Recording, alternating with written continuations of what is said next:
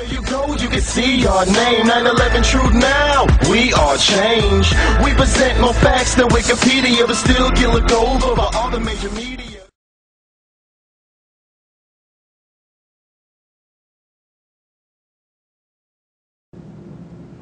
Yes, sir. Maybe take one more question? Let me, yeah. Sure. He was actually raising his hand for quite some time. I'm sorry, I just feel okay. bad. Thank you very much. With We Are Change Oklahoma, I'd like to preface my question with a statement. In Washington, D.C. at headquarters of whistleblowers.org on August 8th of last year, FBI translator and whistleblower Sybil Edmonds stated in her deposition that Al-Qaeda was still working for the U.S. government prior to and up until September 11th. Now, we all know it's a historical fact that the CIA created and funded Al-Qaeda. What are your thoughts on the testimony of Sybil Edmonds, translator and whistleblower, saying that on the day of 9/11, Al-Qaeda was still working for the U.S. government? Well, I mean, I would say I don't accept any of your assumptions. Al-Qaeda was working for the CIA. Against the Saudis in Afghanistan. I don't. No collusion whatsoever. I don't personally have any knowledge of what.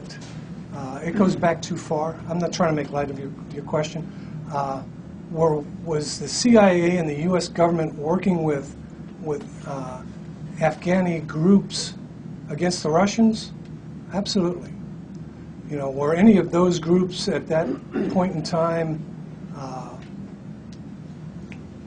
part of an Al-Qaeda that we hadn't discovered to be or named Al-Qaeda at that time? I don't. Well, if 9/11 was, for example, an example of blowback due to, for example, let's say an operation that was lost control of, would there be accountability for a blunder that big? There wouldn't be at the top, as far as I know. So when's the last time a CIA officer got thrown in jail for committing a crime? Certainly since 9/11. Ever? I'm sorry? Has anyone ever been thrown in jail, an officer, for committing a crime? Yes. I thought I answered that. There has been at least one officer who is in prison as we speak. Edwin Wilson? The name is not important to me. I mean, accountability is a serious so issue. one crime has been committed. I'm saying that U.S. has anybody ever been in prison? The answer to that is yes. The person who was and remains in prison currently is the result of the CIA internally examining via the Inspector General for the CIA, examining the interrogation policies that were in place at the time. The CIA, the director of the NCS, the National Clandestine Service, was getting reports from people who were disturbed about how that program was being run. The director of the NCS went to the director of the CIA and to the Inspector General of the CIA and said, I think the IG needs to look into this and find out if there's merit here. The IG examined the whole program, wrote a report, submitted the report to the director of the CIA and to the intelligence committees in the Congress, and also provided a copy of that to the Justice Department for their review to see if there were people involved in activities that should be prosecuted for what they were doing. The Justice Department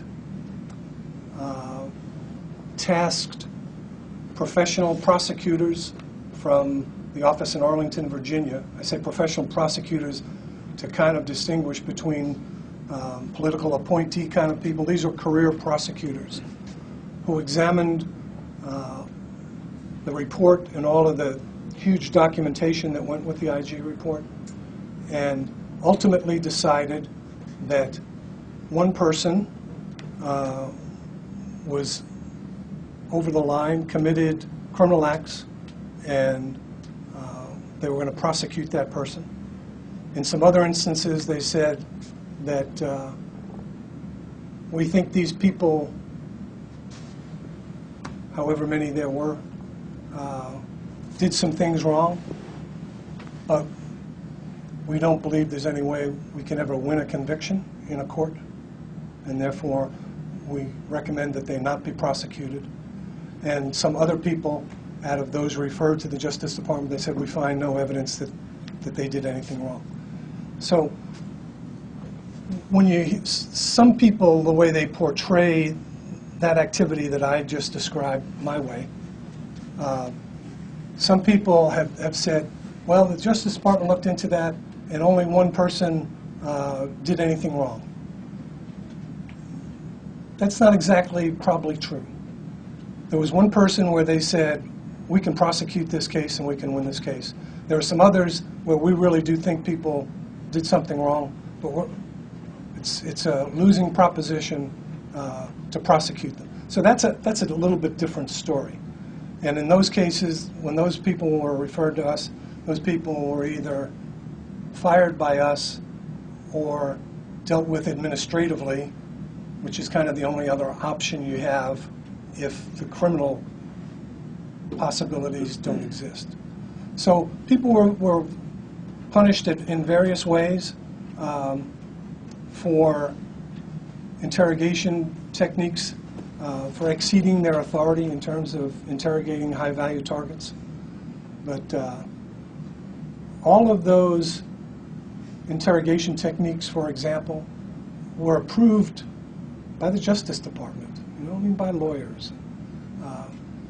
You get into this area about because something is legal doesn't mean it's a good thing to do or a smart thing to do. But in the wake of something like 9/11, things change, and people are willing to do things that they would not have been willing to do a week before that. Does that make them, accord them some higher moral place in the pantheon? No, but it's human nature. And when a 9/11 occurs, people are willing to be a little less moralistic and out of fear, mostly out of fear. But all of those techniques... An environment of fear could be taken advantage of. Absolutely. People are afraid and will allow you to do anything you want. Carte blanche. Carte blanche is a step too far for me. Will fear allow people to do things that the absence of fear wouldn't? No argument for me. To these guys, Tuesday, one thing means one thing, and then on Thursday can mean something completely different. They have no base of morality. There is no clear line of demarcation. There is no black, there is no white. They're constantly existing on a slippery slope of the gray area. That's their life. That's working in the CIA. If you have but one person in that organization that thinks it's okay to torture anybody, up to and including the top PR guys, and he even said here in this lecture, there's 5 of them traveling around the country, why would anybody in their right mind want to work for that organization? I don't care if you're sweeping the floors or you're calling the shots at the very top. You're all complicit in the same crime. He was rationalizing, for example, he was breaking down the recent crimes of the CIA to waterboarding 3 people. He admitted that lawyers are rife in the CIA, and this is lawyers talk. He's rationalizing everything down to its most lowest common denominator and going with that. He's long-winded, he's a sweet talker, he's used to talking to Congress, and I was expecting a whole lot, but it was a good experience. I saw that I put him on the spot a little, so I was glad to put him out of his element, so it was worthwhile. Well, my main concern was that there's a lot of people, including myself, who strongly feel the CIA is a terrorist organization, that they are very well known. It's proven. I even have news clippings I brought along today that show just this month a proof that the CIA engages in torture, the CIA engages in political assassinations. This has been going on for a very long time, but also very recently. And so the idea that OU is having a known terrorist organization, allowing them to have a representative teach on this campus, to give them a platform to speak on this campus, it's obscene.